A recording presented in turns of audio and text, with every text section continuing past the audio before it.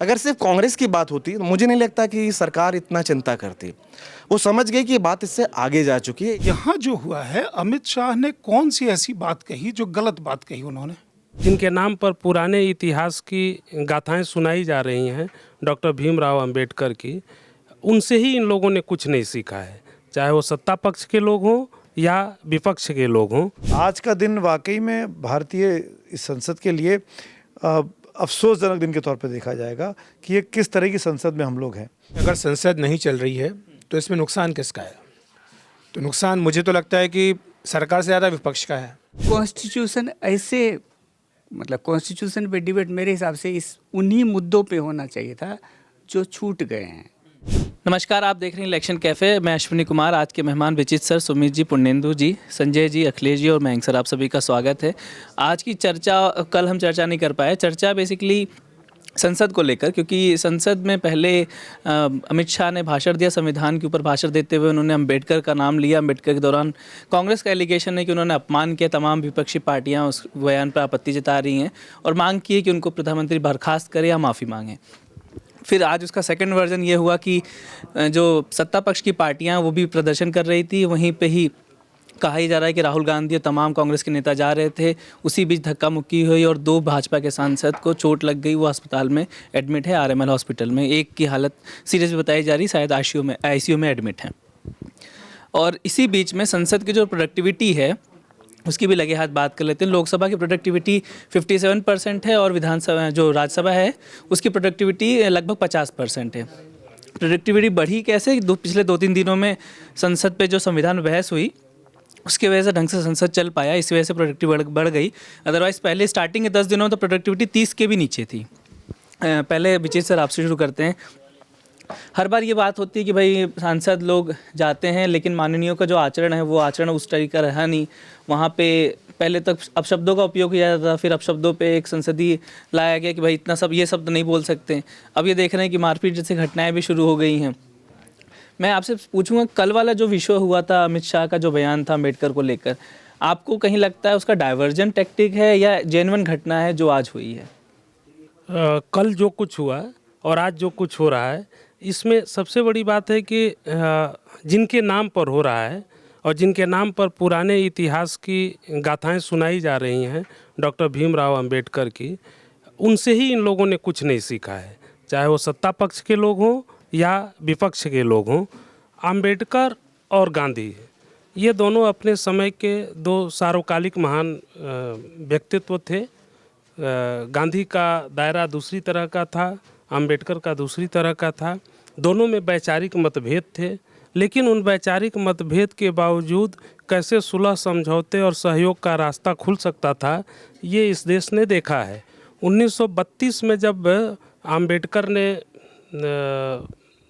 ये depressed class के लिए, दलित तो शब्द नहीं था, डिप्रेस्ड क्लास था, डिप्रेस्ड क्लास के लिए अलग निर्वाचन की मांग की थी और गांधी ये नहीं चाहते थे। और गांधी जब आगा खां पहले उसमें आमरण अनशन पर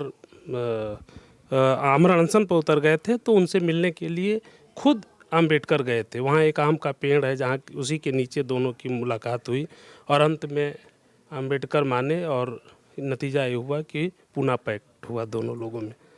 गांधी ने ही जब भारत का संविधान, भारत जब देश आज़ाद हुआ, आज नेहरू पर सवाल उठते हैं कि नेहरू ने अंबेडकर को मंत्रिमंडल में ऐसी स्थिति की कि मंत्री न बनाया जाए। हाँ, आते हैं। सवाल उससे पहले का है कि नेहरू तो ये भी नहीं चाहते थे कि उनके मंत्रिमंडल में अंबेडकर रहें। इसीलिए जब मंत्रिमंडल का गठन हो रहा था तो उसमें अंबेडकर का नाम नहीं था। लेकिन जो चीज़ छुपा दी जाती है वो यह है कि नेहरू से ज़्यादा सरदार पटेल नहीं चाहते थे कि अंबेडकर मंत्रिमंडल में रहें। नेहरू और पटेल दोनों जब गांधी को लिस्ट दिखाने के लिए ले गए कि ये पर्ची है, ये मंत्रियों की सूची है, उसमें अंबेडकर का नाम नहीं था। गांधी ने पूछा, जबकि अंबेडकर गांधी को पसंद नहीं करते थे, वैचारिक तौर पे ज़बरदस्त मतभेद था, और गांधी ने पूछा कि अंबेडकर का नाम क्यों नहीं है, तो उन दोनों ने कहा कि जगजीवन राम का नाम है, यानी हमने डिप्रेस्ड क्लास से जगजीवन राम को रख दिया। गांधी ने कहा कि मुझको कोटा मत दिखाओ सिखाओ, अंबेडकर का नाम रखो, अंबेडकर की ज़रूरत इस देश को है। संविधान बनाने के लिए जब बात आई कि संविधान की ड्राफ्टिंग कौन करेगा, इसमें भी सबसे पहले गांधी ही वो व्यक्ति थे जिन्होंने कहा कि अंबेडकर को रखो, ये काम उनसे बेहतर कोई नहीं करेगा। ये हुई एक बात। अब दूसरी बात आती है कि जो सारा विवाद उठा है कि अंबेडकर को हराने के लिए, ये बात सही है कि अंबेडकर कांग्रेस छोड़कर जा चुके थे। ये भी सही है कि अंबेडकर के खिलाफ, अंबेडकर के लिए नेहरू के मन में कोई उस तरह का लगाव नहीं था। उन अंबेडकर और नेहरू के भी वैचारिक मतभेद काफ़ी थे और इसीलिए जब 1952 में उन्होंने अपना दल बना करके, अपनी पार्टी बना करके वो चुनाव लड़े तो कांग्रेस ने अपना उम्मीदवार लड़ाया और कांग्रेस के उम्मीदवार ने अंबेडकर को हरा दिया।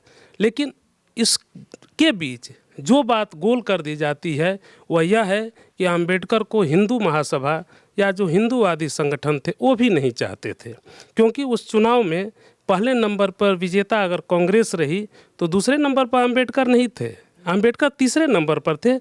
मैं नाम भूल रहा हूँ, हिंदू महासभा के उम्मीदवार दूसरे नंबर पर थे। हिंदू महासभा ने अगर अंबेडकर को जिताने के लिए चुनाव लड़ा हो तो मुझे नहीं मालूम, लेकिन अंबेडकर किसी को पसंद नहीं आ रहे थे। अंबेडकर सिर्फ उसी को पसंद आ सकते थे जो मानव गरिमा में अपना प्यार, अपना आदर, अपना सम्मान रखता हो। इसीलिए असहमतियों के बावजूद गांधी को अंबेडकर पसंद थे और वो पसंदगी बार बार झलकी। और इसीलिए 1950 में जब वो अपनी दूसरी शादी करने जा रहे थे तो उन्होंने प्यारेलाल से, जो गांधी के सहयोगी थे, उनसे अंबेडकर ने कहा कि आज गांधी नहीं है, वो होते तो मुझे बहुत आनंद आता, क्योंकि गांधी ने कहा था कि मैं सिर्फ उसी शादी में जाऊंगा जिसमें अंतर्जातीय विवाह हो, तो वो हमारी शादी में ज़रूर आते। ये पृष्ठभूमि हो गई। लेकिन इस पृष्ठभूमि से किसी ने इसलिए नहीं सीखा कि गांधी ने जो कुछ किया था वो वोट के लिए नहीं किया था, उनको वोट की कोई तमन्ना तो थी नहीं। उस समय जो गांधी का विरोध कर रहे थे उनके अपने वोट के, अपने राजनीतिक या सत्ता की राजनीति के लिए अंबेडकर का विरोध या समर्थन जरूरी हो सकता था। आज भी वही स्थिति है और इसीलिए जो कुछ कल और आज हुआ है वह एक तरह से देखा जाए तो अंबेडकर के नाम पर शर्म है। माननीय जिस तरह से मल्ल युद्ध कर रहे हैं, इसमें और कुछ हुआ है या न हुआ है, लेकिन संसद की मर्यादा घायल हुई है और ये संसद की मर्यादा दोनों पक्ष के लोगों ने, ये एक किस्म से देखिए तो महाभारत का युद्ध बना दिया गया है, जिसमें दोनों पक्षों ने धर्म का उल्लंघन किया था अपने अपने हिसाब से। वही चीज़ें अब हो रही हैं। संजय जी, मैं आपसे सवाल पूछना चाह रहा था। जो अमित शाह का बयान था कि अंबेडकर अंबेडकर अंबेडकर, इतना नाम लेते तो भगवान स्वर्ग पहुंच जाते 7 जन्मों के लिए। इसको पत्रकार, इसको नेता सब अपने अपने तरफ से बता रहे हैं। विपक्ष बोल रहा है कि ये अपमान है, वो कह रहे हैं कि हमने तो कोई उटपटांग भाषण नहीं दिया, पूरा सुनेंगे तो। पत्रकारों में भी दो राय है। कुछ पत्रकार कह रहे हैं मैंने पूरी बात सुनी लेकिन उसमें मुझे कुछ आपत्तिजनक नहीं लगा, कुछ कह रहे हैं आपत्तिजनक है। आपको क्या लगता है, आपत्तिजनक है या जैसा कुछ भी है उसमें या नहीं है? और ये दूसरा एक बार और, ये क्लिपबाजी वाला चीज़ सब जगह चल रहा है। आपके बयान में कुछ ही क्लिप चलाया जाएगा, आपके बयान में कुछ क्लिप चलाया जाएगा, तो हमेशा आपको बात जो करनी है वो कॉन्टेक्स्ट में करनी है या क्लिपबाजी को आप सही मानते हैं? पहले एक चीज़ जो विचित्र जी कह रहे थे, आज का परिप्रेक्ष्य गांधी नहीं है, या गांधी का कितना प्यार अंबेडकर से था या नहीं था। अंबेडकर का अगर है तो बीबीसी का एक इंटरव्यू 1952 का देख लीजिए गांधी के बारे में, वो क्या कह रहे ट्विटर पे चल रहा है आज। तो शादी में आए कि नहीं आए और गांधी को कितना वो मानते थे। गांधी जी फास्ट भी करते थे तो आगा खान पहले से करते थे। संशोधन कर दूं, दूसरा नहीं, मैं बीच में कर दूं कि मैंने ये कभी नहीं कहा कि गांधी अंबेडकर गांधी को मानते थे। मैंने कभी नहीं कहा। मैंने ये कहा कि गांधी कभी अंबेडकर के खिलाफ नहीं बोलते थे। ये है मेरा कहना। दूसरा पक्ष ये है कि हिंदू महासभा, क्या आप माओइस्ट को जोड़ते हैं सीपीआईएम से? हिंदू महासभा अगर कैंडिडेट अपना खड़ा किया तो दूसरा पक्ष कह के हम भाजपा और पुराना जनसंघ को याद करते हैं। सो हमें उससे थोड़ा बचना चाहिए, पहली बात ये। दूसरी चीज़ जो आप कह रहे हैं कि देखिए, ये संसद का सत्र शुरू हुआ, मतलब शुरू हुआ मुंह पे मास्क, चेहरे पे मास्क, ये माला, फिर गुलाब का फूल, फिर मोहब्बत की दुकान, और उस अंत हुआ धक्का मुक्की से। अब राहुल गांधी तो ताइक्वांडो ब्लैक बेल्ट बड़े सारे मतलब चैंपियन है, तो थोड़ा उनको संभल के रहना चाहिए। आप जो बात पूछ रहे हैं, अमित शाह ने जो कहा या मोदी ने जो कहा, अभी मल्लिकार्जुन खड़गे का प्रेस कॉन्फ्रेंस चल रहा था, वो कहे कि मुझे संसद में मौका मिलता तो मैं बताता कि मोदी कैसे झूठ बोल रहे हैं, गलत कह रहे हैं नेहरू के बारे में। अमित शाह और मोदी दोनों फैक्ट गलत बता रहे हैं। हाँ, फैक्ट्स गलत बोल रहे हैं नेहरू के बारे में।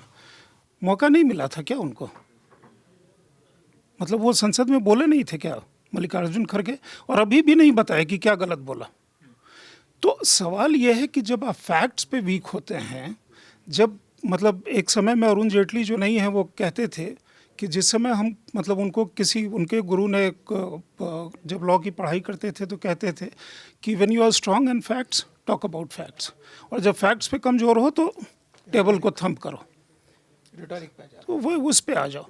तो यहाँ जो हुआ है, अमित शाह ने कौन सी ऐसी बात कही जो गलत बात कही? उन्होंने कोई गलत बात कही हो तो मतलब पूरे 90 मिनट का उनका भाषण है, 90 मिनट में क्या है, या लोकसभा हो या राज्यसभा, ये पूरा डिबेट शुरू से कांग्रेस मतलब एक ऐसा विषय था जिसमें कांग्रेस बहुत ही कमज़ोर उस पे फुटिंग पे थी। संविधान वाली इतने बहस पे। सारे मतलब छेद ही छेद हैं उनके ऊपर चारों तरफ से कि जहाँ से मतलब जो जहाँ से भी वो करेंगे, राहुल गांधी तक, मतलब जब उन्होंने वो ऑर्डिनेंस पारा था, नेहरू जी से शुरू होता है कि नेहरू जी जब प्रधानमंत्री नहीं बने थे तब से, तो इतने सारे छेद में आप कहाँ डिमांड करने के संविधान पे भाषण?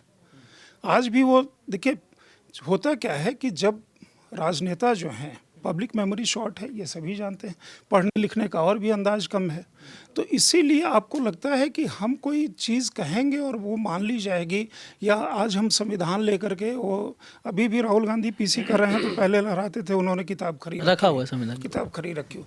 मैसेज ये देना चाहते हैं कि हम ही प्रोटेक्टर हैं।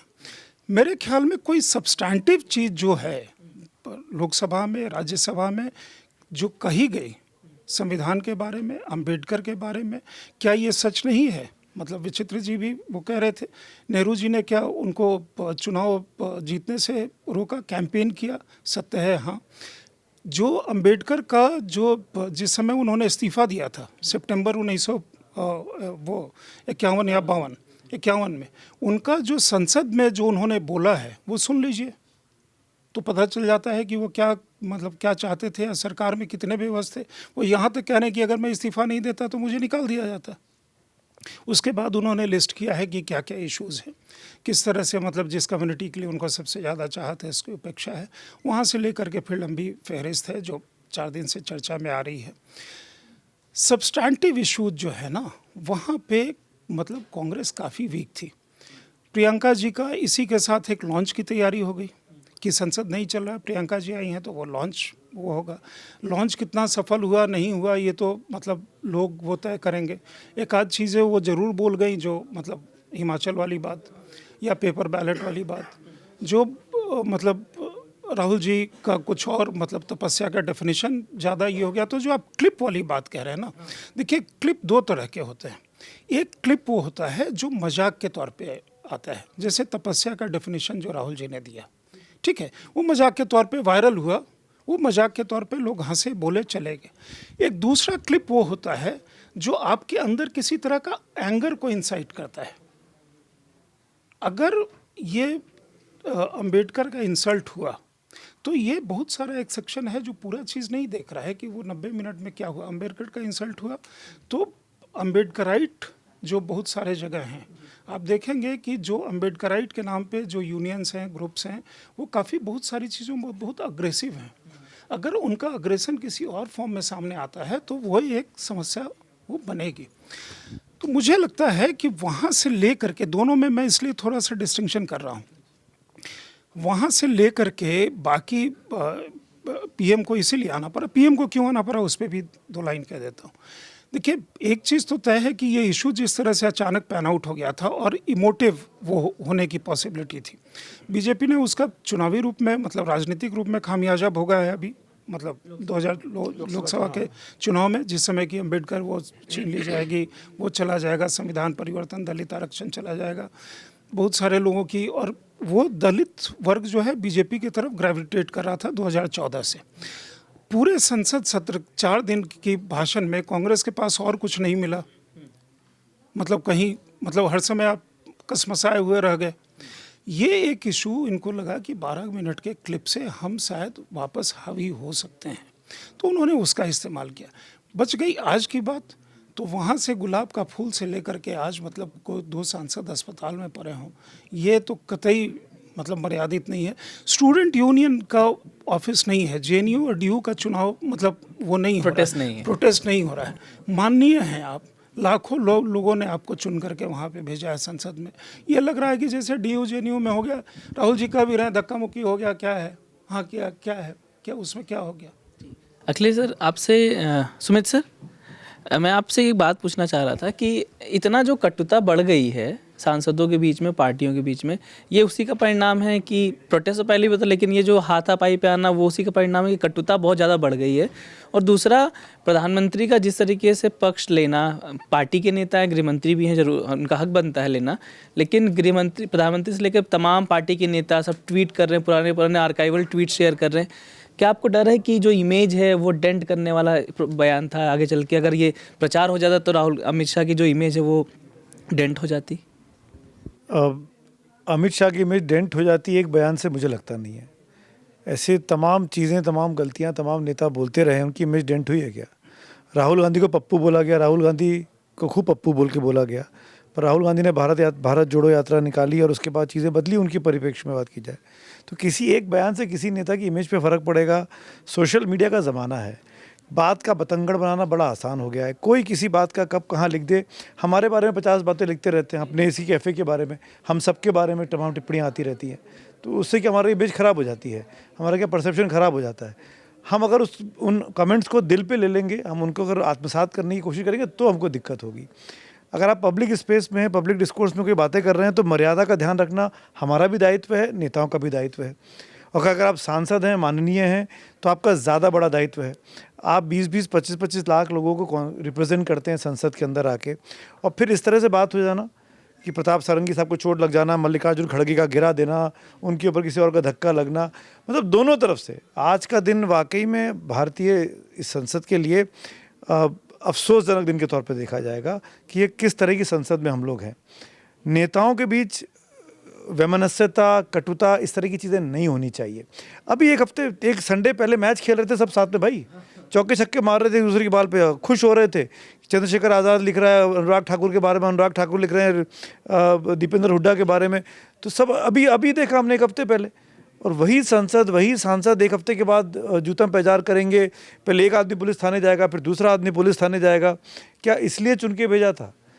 जिसने भी किया, जहाँ से भी शुरुआत हुई, जिसकी वजह से भी हुई, मेरा एक ही फॉर्मूला है, ईमानदार सुप्रीम कोर्ट के एकमात्र जज से, बेंच नहीं, सुप्रीम कोर्ट के सिटिंग जज से जांच हो, सीसीटीवी फुटेज रखा जाए, पब्लिक डिस्कोर्स पे डिस्प्ले हो कि ये कैमरे पे ये दिख रहा है, ये कैमरे पे ये दिख रहा है, ये कैमरे पे ये दिख रहा है, और जो आदमी दोषी पाया जाए उसको नेम और शेम किया जाए कि आज ये राहुल गांधी ने धक्का दिया, या प्रताप सारंगी ड्रामा कर रहे थे, या मल्लिकार्जुन खड़गे ड्रामा कर रहे थे, या मुकेश राजपूत ड्रामा कर रहे हैं, जिसके भी नाम हैं, आपके उन 25 लाख लोग जिनको आप रिप्रेजेंट कर रहे हैं संसद के भीतर, आपकी जवाबदेही कम से कम उनके लिए तो है, मेरे लिए ना हो, मीडिया के लिए ना हो, पर उनके लिए तो है। उनके सामने आप कैसे दोबारा चुनाव लड़ेंगे जाके? जिसने भी किया, जिसने भी ये बखेड़ा खड़ा किया, उसको पब्लिकली उसकी पूछताछ हो, सुप्रीम कोर्ट के सिटिंग जज के द्वारा हो, अपक्षीय हो, निष्पक्ष हो, और जनता तय कर ले कि किसने ड्रामा खड़ा किया, किसने नहीं किया। मैं सर्टिफिकेट देने वाला कोई नहीं हूँ किसने क्या कहा, किसने नहीं कहा। बहुत अच्छा डिबेट संविधान सभा पर, इतना अच्छा मौका था हमारे देश के पास। 129वां लोकसभा संशोधन विधेयक आ रहा है। इस देश ने संविधान को अपनाए हुए 75 साल हो रहे हैं, और इन 75 सालों में 128 संशोधन किए। क्यों संशोधन हुए, कब कब मौक़ों पर संशोधन हुए, क्यों संशोधन करने पड़ते हैं? आप पॉजिटिव गिना सकते थे। हमारे संविधान की ये बहुत अच्छी एक खास बात है कि हम अडॉप्टेबिलिटी है हमारे अंदर, और इसीलिए हम सक्सेसफुल है, दुनिया भर में सफल लोकतंत्र माने जाते हैं। इस डिबेट का, इस सुनहरे मौके को छोड़ दिया दोनों पक्षों ने। इधर के लोगों ने भी, मतलब ऐसे लग रहा था कि जैसे कल लोकसभा चुनाव होने वाले। अरे चुनाव 5 साल के बाद है, आप संविधान के बारे में बात करो ना। संविधान सभा कैसे बनी, क्या डिबेट्स हुए, ये चीज़ें हमेशा के लिए आर्काइव हो गई हैं। आपने जो किया, आपने जो करा, आप इसमें अपनी एक ऐसे, आपके पास सुनहरा मौका था कि आप छोड़ के जा सकते थे अपनी आने वाली पुश्तों के लिए, जो कहती बैठ के कि हमारे चाचा जब सांसद थे, हमारे नेता जब सांसद थे, तो ये उन्होंने सदन में बोला था, हमारे विधायक जब थे उन्होंने, ये सांसद थे उन्होंने ये बोला था। पर एवरीबडी हैज़ लॉस्ट दिस। बीता 15 दिन जो है संसद का निकला है, मेरे ख्याल से इससे ख़राब संसद की कार्रवाई बहुत कम क्षण होंगे जब मैंने ऐसा देखा दोनों तरफ से। इसकी कतई ज़रूरत नहीं थी। अखिलेश सर, जो संसद की कार्रवाई को लेकर सर कह रहे हैं, हम देखते हैं पुराने वीडियोस हम देखते हैं जब यूट्यूब पे या ट्विटर पे जब आता है तो उसमें भाषण सुनने का मन भी करता है। तमाम नेता एकदम दिलचस्प एक दूसरे पे कटाक्ष भी करते हैं, लेकिन वो देखने का मन करता है। लेकिन अभी तो वो सब खत्म हो गया है। अभी एक दूसरे और दूसरा, जब भी संविधान जैसा विषय है, जैसे उन्होंने कहा बहुत अच्छा विषय था, लेकिन तमाम हमने देखा है विंटर सेशन होने के बाद कभी धन्यवाद प्रस्ताव आता है, कोई प्रस्ताव आता है, वो प्रस्ताव कम, सरकार की बखान ज़्यादा। उस पर ऐसा लगता है कि विपक्ष को 1950 से धोना शुरू करना है और 24 तक करना है। ये क्यों होता है? नहीं, पहले तो ये पूछना चाहिए कि अगर संसद नहीं चल रही है तो इसमें नुकसान किसका है? तो नुकसान मुझे तो लगता है कि सरकार से ज़्यादा विपक्ष का है। वो इसलिए क्योंकि विपक्ष के पास इससे बड़ा कोई मंच तो हो नहीं सकता। सरकार तो अपना येन केन प्रकारण किसी भी तरह से अपना काम चला लेगी। अगर मान लीजिए आप हंगामा भी कर रहे हैं तो भी बिल तो पास हो जाएंगे। हो ही रहा है पास।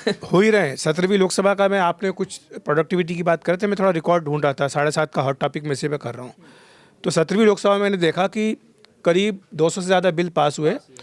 1/3 बिल जो थे उन पर 1 घंटे से भी कम डिस्कशन हुआ, और अधिकांश बिल जो थे उनको जो है स्क्रूटनी नहीं हुई। पार्लियामेंट्री कमेटी के सामने जो स्क्रूटनी होनी चाहिए वो नहीं हुई। तो इसमें नुकसान किसका हुआ? विपक्ष का हुआ। इसलिए हुआ क्योंकि देखिए सरकार का तो काम हो गया, सरकार का तो कोई काम रुका नहीं। बिल चल, एक ज़माना था ज़रूर यूपीए के टाइम पर जब हामिद अंसारी चेयरमैन हुआ करते थे राज्यसभा के, तो उन्होंने ये कह दिया था कि नहीं, यूपीए के टाइम नहीं, एनडीए के टाइम पर जब थे 4 में थे यूपीए के टाइम पर, लेकिन कंटिन्यूएशन में वो एनडीए के टाइम पर भी आए, तब उन्होंने कह दिया कि हंगामा अगर हो रहा होगा तो कोई बिल पास नहीं होगा। ये उनकी रूलिंग आ गई। और तब सरकार चूँकि थी एनडीए की, तो उन्होंने विरोध किया इस बात का कि भाई ये मत करिए, क्योंकि ये तो फिर कोई भी 5 लोग खड़े हो जाएंगे, हंगामा करने लगेंगे तो सरकार को तो काम ही नहीं होगा। तो हालांकि उसके पीछे उनका लॉजिक अलग था कि विपक्ष को भी अपनी आवाज़ उठानी चाहिए, उसका मौका मिलना चाहिए। लेकिन पिछले 10 साल में कोई काम सरकार का रुका नहीं। जब अनुच्छेद 370 को रिपील करने का, आर्टिकल 35A को हटाने का इतना बड़ा संविधान संशोधन जब उन्होंने पारित करा लिया, जीएसटी उन्होंने पारित करा लिया, महिला आरक्षण उन्होंने पारित करा लिया, और अगर यही रहा तो 1 नेशन 1 इलेक्शन भी वो करा लेंगे, तो उनका तो कोई काम रुक नहीं रहा है। नुकसान किसका हो रहा है? अपोजिशन का। अपोजिशन को ये लग रहा है कि जैसे 15 सेकंड की 20 सेकंड की जो रील बनती है ना, रील, वही सब डेमोक्रेसी की नींव उसी पर है। पूरी राजनीति अब आकर के इर्द गिर्द वो रील के ऊपर केंद्रित हो गई है कि आप कितनी अच्छी रील बना लेते हैं, ये देख के आपको लोग वोट देंगे। पर ये तो चुनाव परिणाम इस बात की गवाही नहीं देते, क्योंकि लोग रील नहीं देखते हैं, वो रियल में आप क्या कर रहे हो वो देख करके वोट करते हैं। और यही कारण है कि 11 सेकंड का उनका भाषण, अमित शाह का, गृह मंत्री का, जिन्होंने कहा 11 सेकंड का आपने क्लिप लिया और वो लेके आप उड़ गए। ये कह दिया कि अमित शाह जो है अम्बेडकर विरोधी हैं, और दुनिया भर के उनके ऊपर लांछन लगाए, उनको शाम तक इस्तीफ़ा दे देना चाहिए। 12 बजे तक की डेडलाइन भी तय कर दी। फिर कह दिया कि नहीं, हमें पता है वो तो इस्तीफ़ा नहीं देंगे। और अमित शाह ने कह दिया कि अगर मैं इस्तीफ़ा दे दूंगा तो फिर आप 15 साल और शासन में नहीं आएंगे। ये बात भी आप समझ लीजिएगा। तो ये सारी बातें होती हैं। तो ये बैंटर जिसको बोलते हैं राजनीति में चलता है। लेकिन इसका ये रूप ले लेना जिसमें कि धक्का मुक्की हो, और 1-2 सांसद जो हैं वो अस्पताल पहुंच जाएं, उनमें एक सारंगी साहब जो उनको टाँके आए सिर पर, और दोनों का बीपी देखा गया, बीपी लो है, ये सारी बातें हुई। उधर कांग्रेस का कहना है कि मल्लिकार्जुन खड़गे जो कि नेता प्रतिपक्ष हैं, उन्हें धक्का दे दिया, उनके घुटने में ऑपरेशन हुआ था, उन्हें वहीं पर सीढ़ियों पर बैठना पड़ा, फिर उनके लिए कुर्सी लेकर के आए, तब वो जाकर के हुआ। ये दृश्य इस तरह के होते नहीं हैं पार्लियामेंट के अंदर। तो ये दिखा रहा है कि किस तरह से जो सत्ता पक्ष और विपक्ष के बीच में एक विश्वास होना चाहिए, वो विश्वास तो काफ़ी पहले के टूट चुका था। लेकिन अब वो अविश्वास की खाई जो है वो इतनी ज़्यादा गहरी हो गई है कि अब कहीं कोई गुंजाइश संवाद की बचती दिख नहीं रही है। पहले ही होता था कि मान लीजिए गतिरोध बना हुआ है संसद में, तो कुछ ऐसे लोग होते थे हाउस में, जैसे कि मुलायम सिंह यादव हैं, या प्रणब मुखर्जी हैं, या जैसे आज तो HD देवेगौड़ा आज भी हैं, लेकिन ये लोग होते थे जो इंटरवीन करते थे। वो उनको मौका दिया जाता था चेयर की ओर से, और वो कुछ बोलते थे, या फिर जो सभाएं मीटिंग्स होती थी उनमें कुछ बात होती थी, कोई फार्मूला बनता था। ना तो कोई फार्मूले पे चर्चा होती है, ना कोई डिस्कशन होता है, ना कुछ है। सब उस मंच का इस्तेमाल सिर्फ अपनी बात को आगे बढ़ाने के लिए कर रहे हैं, और ये एक बहुत दुर्भाग्यपूर्ण स्थिति बन गई है। मयंक सर, आप दोनों में से कोई भी बोल लीजिए, पहले आप ही बोल लीजिए। ये जो बात है सर, इसको कंटिन्यूएशन में करते हैं। ये जो संसद की कार्रवाइयाँ हैं, सच में भी अब वो इतना नीचे गिर गया है लेवल उसका कि कोई सांसद समझता ही नहीं दूसरा भी सांसद या भले विपक्षी पार्टी का, लेकिन उसको सांसद नहीं समझ रहा है और जो उसके मन में आता वो उसके खिलाफ बोल देता। हालांकि संसद में लिमिट है, अगर लिमिट ना होती तो वहाँ पे भी बहुत कुछ सुनने को मिल जाता जो यहाँ पे आमचल में लोग यूज़ करते हैं। और दूसरा भाषण का अंश को लेकर, क्या आपको लगता है अम्बेडकर एक ऐसे नेता, अब मुझे लगता है पिछले 10-15 साल में उनका ट्रांसफॉर्मेशन और ज़्यादा बदल गया है कि उनके खिलाफ एक बयान भी आपको भारी पड़ सकता है चुनाव की पॉलिटिक्स में, क्योंकि वो पहले नहीं था लेकिन 15 सालों में मुझे ऐसा लगता है कि वो पॉलिटिकली वो सबसे ज़्यादा इंपॉर्टेंट लीडर बन गए। क्या आपको भी लगता है? 15 साल से आप देखें इसलिए आपको लगता है, वो बहुत पहले से है, उससे पहले बहुत। दूसरा चीज़, लेकिन हेयर स्टाइल आप चेंज किए हैं क्या आज? कुछ लग रहा है ना? और तो एकदम से ऐसे करके हमको ये बोलना था कि पूरा जो पार्लियामेंट का प्रोडक्टिविटी आपने बता दिया कैसा चला, कॉन्स्टिट्यूशन पे डिबेट हुआ, वो हमको लगा कि कॉन्स्टिट्यूशन पे नहीं था, 2 तरह का हिस्ट्री लेसन दिया गया हम लोग को। एक रूलिंग पार्टी का हिस्ट्री लेसन मिला, एक अपोजिशन का हिस्ट्री लेसन मिला। लेकिन इसीलिए हमको लगा कि कॉन्स्टिट्यूशन पे क्यों डिबेट हुआ, हमको समझ में नहीं आया कि हिस्ट्री लेसन तो किताब में दोनों right wing, left wing, centrist सबका हिस्ट्री लेसन अवेलेबल है। हम सब ने साक्षरता एक्वायर करने के दौरान बहुत सारा हिस्ट्री लेसन हमने ले लिया है, तो उसमें कुछ नया हिस्ट्री लेसन मिला नहीं। अब सच में अगर डिबेट होना चाहिए था तो कॉन्स्टिट्यूशन हम सब जानते हैं क्यों बना। एक रूल बुक है ये, जिसको कोई भी रहे उसको फॉलो करना पड़ेगा। इस देश की सीमा में जो भी है उसको फॉलो करना पड़ेगा। किसके लिए बना? लोगों के लिए बना। पूरे डिबेट के दौरान किसी रियल आदमी की चर्चा हुई, किसी रियल समस्या के बारे में चर्चा हुआ? जैसे celeb glorious 75 years of constitution, उस ग्लोरियस 75 ईयर्स में बहुत अच्छा चीज़ भी हुआ है, कुछ अजीब चीज़ अभी तक चल रहा है। जैसे बहुत अनयूजुअल नहीं है कि कोई कोर्ट केस होगा जो 50 साल से चल रहा है। सिविल मुकदमा का एवरेज जो है वो 5 साल, 10 साल, 15 साल, 20 साल ऐसे होता है। कभी चर्चा होती है उसकी? कैसे? एक बार जब वो साल में एक बार जब डेटा रिलीज होता है तो हम, अरे ये कैसे हो गया, इतना पेंडिंग केसेस सुप्रीम कोर्ट में क्यों है, हाई कोर्ट में क्यों है, लोअर कोर्ट में क्यों है?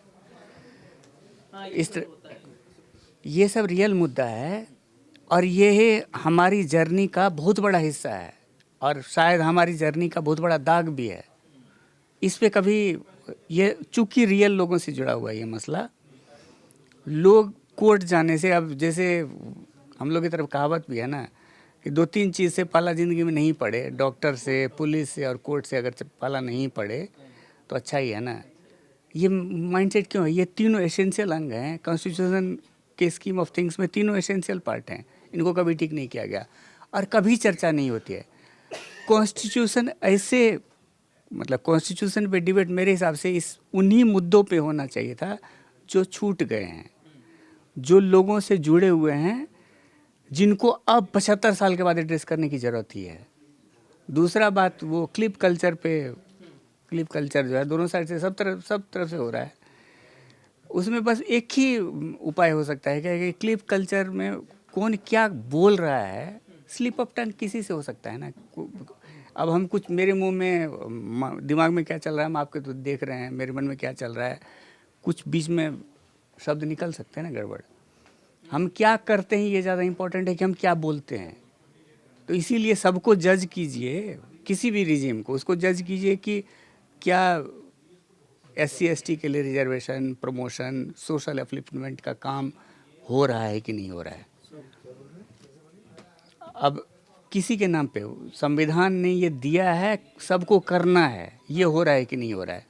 इस पैरामीटर पे आप कोई अच्छा नंबर लेके आइए। अपोजिशन एकदम कोई अच्छा नंबर ले आके, नहीं ये नहीं हो रहा है, इन्होंने कॉम्प्रोमाइज़ कर लिया ये।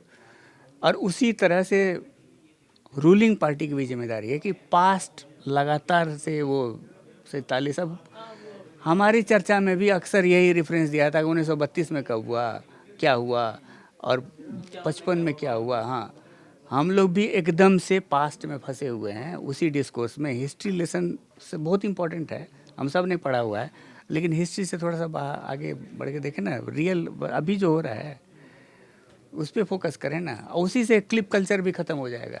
क्लिप वाले से ही शुरू करते हैं। तो गृह मंत्री अमित शाह का भाषण तो बहुत लंबा था, लेकिन जो 11-12 सेकंड की बात हो रही है, देखिए इसको सिर्फ कांग्रेस बनाम बीजेपी के नज़रिए से देख करके वो चीज़ें गोल गोल हो जाती हैं मुझे लगता है। एक तीसरा वर्ग भी है जिसका थोड़ा जिक्र संजय सर ने किया, वो वर्ग भी इससे आहत है। कांग्रेस तो देखिए विपक्ष में है, वो तो स्कोर करेगी। अगर आपसे स्लिप ऑफ टंग या कुछ भी आप जो समझाना चाह रहे थे वो सही ढंग से वो बात मैसेज नहीं हुई, तो कांग्रेस उसको मुद्दा बनाएगी। लेकिन एक तीसरा वर्ग भी है जो डॉक्टर अंबेडकर को एक भगवान की तरह से देखता है। आप बहुत सारे परिवारों में आप जाएंगे, आपको बुद्ध की, भगवान बुद्ध की और अंबेडकर की तस्वीरें आपको साथ मिलेंगे। मैं ऐसे तमाम घरों में खुद भी गया हूं, तो वो लोग डॉक्टर अंबेडकर को भगवान की तरह से देखते हैं। तो गृह मंत्री अमित शाह की जो तुलना थी कि अगर अंबेडकर 6 बार उन्होंने कहा, और अगर आप इतना नाम लेते तो भगवान का लेते तो 7 जन्मों का वो मिलता, तो उससे वो वर्ग ऑफेंडेड है। उसको लगता है कि हमारे तो भगवान वही हैं और हमें तो संविधान के थ्रू जो आज़ाद मतलब समता और जिस तरह का समाज हमें मिला है कि हम बराबरी के साथ खड़े हो सकते हैं, वो उनका दिया हुआ है, तो हमारे लिए तो वही भगवान है। और मायावती ने अपने ट्वीट में इस बात का जिक्र भी किया। तो मुझे लगता है कि वो स्टेटमेंट अमित शाह के लिए वो तो पॉलिटिकली वो एक तरह का उनके लिए ठीक नहीं था। इसीलिए आप देखेंगे कि प्रधानमंत्री को किस तरह से ट्वीट करना पड़ा, क्योंकि सफाई बता देती है कि आप वो मुद्दा आपको अंदर अंदर फील हो गया है कि ये कुछ गड़बड़ है। जिस तरह से बीजेपी के नेताओं के बयान आए, खुद गृह मंत्री अमित शाह को प्रेस कॉन्फ्रेंस करनी पड़ी। उसके अलावा ये बात भी कि जो इस तरह से क्लिप प्रचारित किया जा रहा है, हम लीगल एक्शन भी ले सकते हैं। PIB फैक्ट चेक पे आना कि ये क्लिप दिखाया जा रहा है और पूरा ये सेंटेंस ये है, तो इसका मतलब है सरकार को ये चीज़ लग गई कि हाँ ये मामला हो गया है गड़बड़। वरना प्रधानमंत्री को इस तरह से आके बचाव में ट्वीट नहीं करना पड़ता, क्योंकि कांग्रेस के ऊपर आरोप तो 2-3 दिन से पहले ही चल रहे हैं। जो मयंक सर ने कहा कि 1951 से चीज़ें निकाली गई, लेकिन बात सिर्फ कांग्रेस की नहीं थी। अगर सिर्फ कांग्रेस की बात होती तो मुझे नहीं लगता कि सरकार इतना चिंता करती। वो समझ गई कि ये बात इससे आगे जा चुकी है, इसीलिए प्रेस कॉन्फ्रेंस करना, PM का ट्वीट करना, वो सब सामने आया। अब आज का जो मामला है उस पर तो सबने बोल दिया, मुझे लगता है उस पर बोलने की बहुत ऐसी ज़रूरत नहीं है, क्योंकि वो बहुत ही दुर्भाग्यपूर्ण है।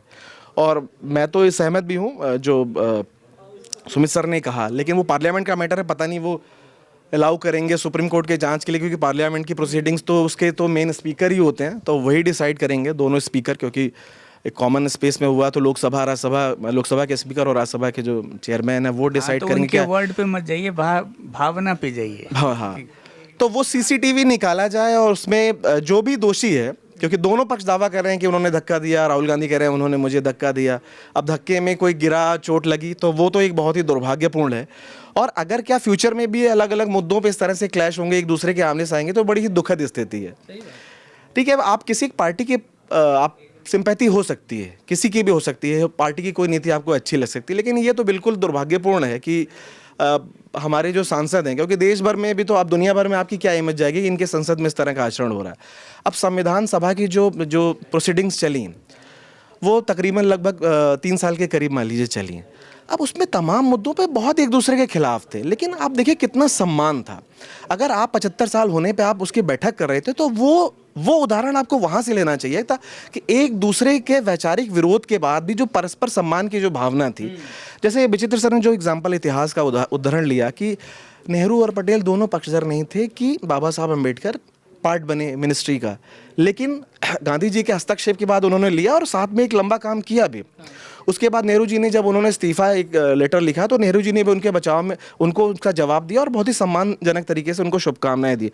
तो एक जो परस्पर आचरण की, और खासकर जब आप पब्लिक डिस्कोर्स में होते हैं, तो जिस तरह के आचरण की अपेक्षा हो सकता है अंदर से आप बहुत कंफर्टेबल ना हो, लेकिन पब्लिक डिस्कोर्स में एक आचरण की जो आपसे अपेक्षा की जाती है वो नहीं दिखेगा, इस तरह का आचरण दिखेगा। इतना पोलराइज होना कि कोई अपोजिशन है या कोई सरकार है तो सिर्फ विरोध करना हो है। सकता है कि उस समय क्लिप कल्चर नहीं था ना, तो क्लिप निकलता होगा, उस समय भी होता ही होगा।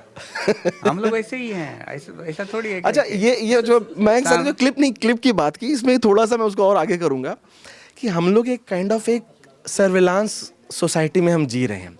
सबके हाथ में मोबाइल है, जगह जगह CCTV लगे हैं। कई बात आप इनफॉर्मल बात करते हैं, बहुत सारी चीज़ें जो आप शायद हम क्लोज कोटरी में कर रहे हैं, किसी ने उसको रिकॉर्ड कर लिया और हमारी इनफॉर्मल बात को वो पब्लिक कर दिया। ये चीज़ें पहले नहीं होती थी, बंद कमरों में सब बातें होती होंगी, जो सामने नहीं आती थी। कि अब बहुत कुछ है जो सामने आ रहा है, इसलिए चीज़ें ज़्यादा वो टॉक्सिक होती जा रही हैं और हमारा जो पॉलिटिकल एटमॉस्फेयर बहुत टॉक्सिक हो रहा है। वो एक दूसरे के प्रति रिस्पेक्ट की भावना, जो कहते हैं ना कि मतभेद होना चाहिए मनभेद, लेकिन अब मतभेद मनभेद सारा ही भेद जो है वो सामने आ रहा है, जो बहुत ही दुखद है। तो इसी के साथ आज की चर्चा खत्म करते हैं, कल मिलते हैं किसी और विषय के साथ। उससे पहले गुजारिश है कि आप प्लीज़ इस वीडियो को ज़्यादा शेयर करें, अपने लोगों से साझा करें, क्योंकि इतना डीप चर्चा 1991 से 34 से लेकर शुरू हुई जो 24 तक चली है, तो शायद कहीं और देखने को मिले। तो प्लीज़ शेयर करिए और सुझाव दीजिए क्या सुधार किया जा सकता है, प्लीज़ कॉमेंट सेक्शन में बताइए। तो आज की चर्चा बस इतना ही, कल मिलते हैं किसी विषय के साथ, तब तक के लिए धन्यवाद।